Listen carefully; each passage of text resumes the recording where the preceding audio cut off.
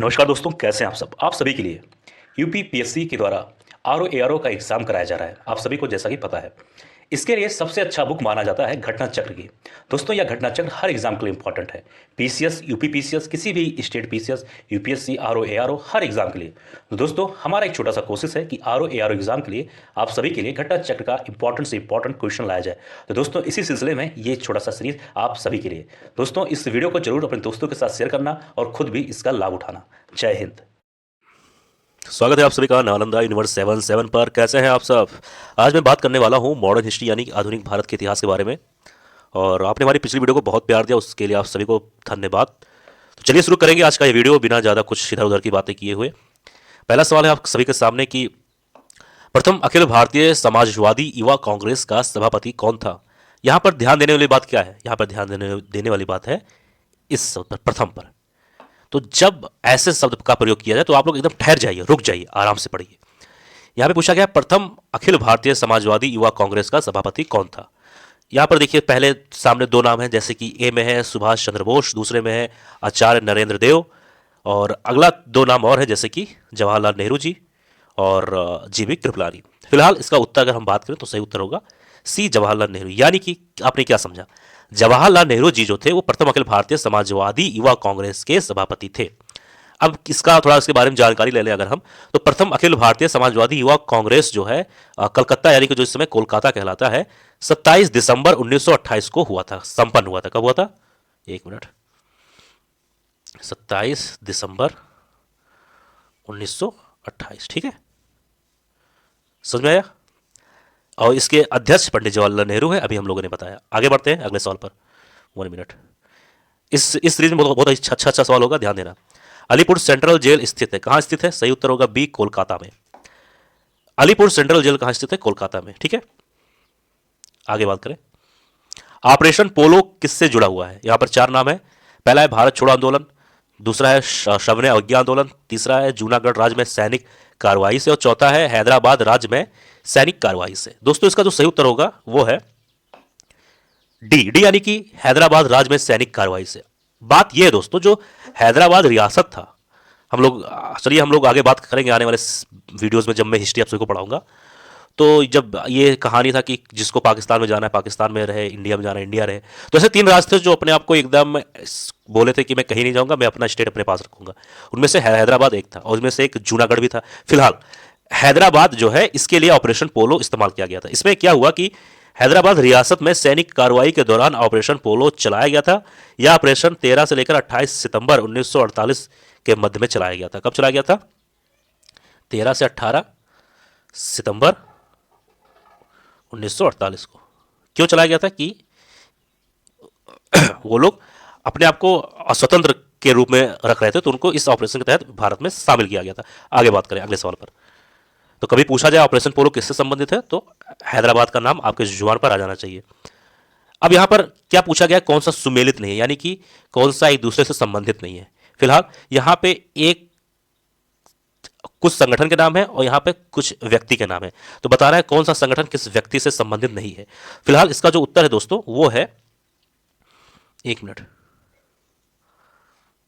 इसका सही उत्तर होगा बी यानी कि बहिष्कृत हितकारिणी जो है, हितकारिणी, इसका जो ये संगठन है ये ज्योतिबा फूले से संबंधित नहीं है। इसकी स्थापना ज्योतिबा फूले जी ने नहीं किया है। सवाल में क्या पूछा गया, कौन सा सुमेलित नहीं है, तो दोस्तों सुमेलित जो है ये वाला नहीं है। इसका मतलब आपने क्या समझा, जब एक ऑप्शन जो है सुमेलित नहीं है, इसका मतलब पॉइंट नंबर एक, point number C, point number D कहीं ना कहीं सुमेलित होगा।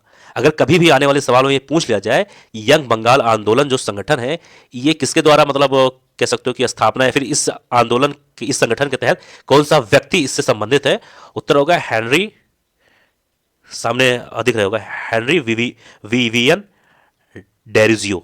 तीसरा है थियोसोफिकल सोसाइटी का संबंध होगा तो होगा कर्नल अल्कॉट।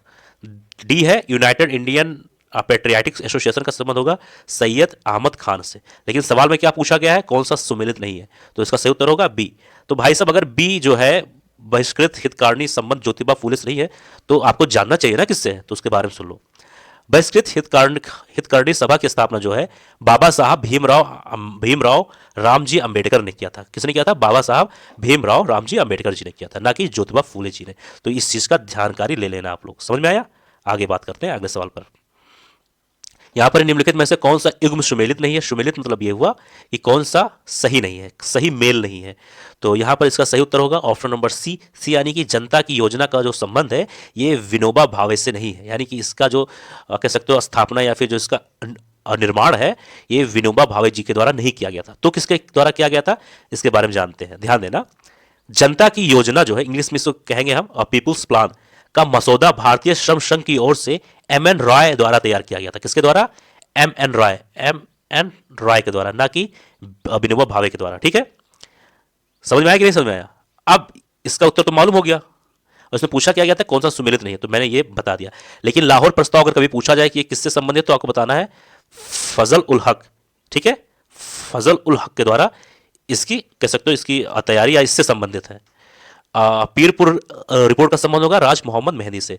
डी है गांधीयन प्लान का संबंध होगा एस.एन. अग्रवाल से। अगर नहीं दिख रहा हो तो मैं बोल दे रहा हूं, गांधीयन प्लान का संबंध होगा एस.एन. अग्रवाल से। ठीक है, आगे बात करें अगले सवाल पर। यहां पर पूछा जा रहा है कि इंपीरियल गजेटियर के संकलनकर्ता कौन थे? अच्छा सवाल है, इस सब पे ध्यान देना। इसका सही उत्तर होगा ऑप्शन नंबर बी, यानी कि विलियम वेल्सन हंटर। कौन थे? William वेल्सन Hunter. ठीक है, आगे बात करें अगले सवाल पर। यहां पर है कि निम्नलिखित में से ब्रिटिश प्रधानमंत्री के सरकारी आवास का क्या नाम है? अच्छा सवाल है, इंपॉर्टेंट सवाल है। सही उत्तर होगा सी, 10 डाउनिंग स्ट्रीट। क्या है? 10 डाउनिंग स्ट्रीट। ठीक है, ये ब्रिटिश प्रधानमंत्री के सरकारी आवास का नाम है। ठीक है, इसे ध्यान देना। आगे बात करें, यहां पर है कि संयुक्त राज्य अमेरिका के प्रथम राष्ट्रपति कौन थे? आसान सवाल है, अगर थोड़ा दिमाग लगाएंगे उत्तर मिल जाएगा। इसका सही उत्तर होगा ए, जॉर्ज वाशिंगटन। ठीक है, जॉर्ज वाशिंगटन। ठीक है, जॉर्ज वाशिंगटन ये प्रथम राष्ट्रपति थे और 1789 से लेकर 1797 तक ये थे। कब थे? 1789 से लेकर 1797। ठीक है, आगे बात करें। अगला सवाल है कि निम्नलिखित में से संयुक्त राज्य अमेरिका का वह राष्ट्रपति कौन था जिसने राष्ट्रपति पद से त्याग पत्र दे दिया? सही उत्तर होगा B, Richard Nixon. Richard Nixon जो थे वो संयुक्त राज्य अमेरिका के 37वें राष्ट्रपति थे। वो एक ऐसे राष्ट्रपति थे जिन्होंने अपने पद का इस्तीफा उनको देना पड़ा था। वाटरगेट स्कैंडल हुआ था, उसमें अपनी भूमिका के कारण महाभियोग की संभावना देखते हुए, महाभियोग मतलब इम्पीचमेंट को देखते हुए उन्होंने खुद से इस्तीफा दे दिया था। समझ में आया? आगे बात करेंगे अगले सवाल पर। इंडिया वेंस फ्रीडम पुस्तक आत्मकथा है, बहुत अच्छा सवाल है। इसका सही उत्तर होगा सी, मौलाना अब्दुल कलाम आजाद की जो है ये आत्मकथा है। उसका क्या नाम है? India wins freedom. India wins freedom पुस्तक जो है ये मौलाना अब्दुल कलाम आजाद जी का आत्मकथा है। समझ में आया? आगे बात करें अगले सवाल पर। ये वीडियो काफ़ी इंटरेस्टिंग होने वाला है और काफ़ी छोटा होगा, बहुत लंबा वीडियो नहीं होगा। अगला है कि जो पुस्तक इंडिया विंस फ्रीडम के लेखक कौन है? अभी हम लोगों ने बात किया कि जो इंडिया विंस फ्रीडम पुस्तक किसके ऊपर थी, किसकी आत्मकथा थी? हम लोगों ने बात किया मौलाना अब्दुल कलाम आजाद। अब मैं बात करूंगा कि किसके लेखक कौन है, तो ये भी इसका सही उत्तर होगा ए के आजाद। कौन होगा? ए के आजाद। ए के मतलब अब्दुल कलाम आजाद। ठीक, सेम चीज है। अगला सवाल है स्प्रिंगिंग टाइगर पुस्तक की जीवनी है। स्प्रिंगिंग टाइगर पुस्तक की किसकी जीवनी है? सही उत्तर होगा बी, सुभाष चंद्र बोस जी का ये कह सकते हो ये जीवनी है। ठीक है, अब मैं इसके बारे में थोड़ी जानकारी बता रहा हूं, ध्यान से सुनना हर एक शब्द को। द स्प्रिंगिंग टाइगर जो है ये सुभाष चंद्र बोस जी ने इस पुस्तक को नहीं लिखा था, ये लिखा था हुटुयो। अरे मैं लिख देता हूं, आई थिंक मैं सही उच्चारण नहीं कर पा रहा हूं। हुटुये यहां पे मैं लिख दे रहा हूं। ठीक है, हुटोये इनके द्वारा किया गया था। ये किसकी जीवनी थी? सुभाष चंद्र बोस जी के।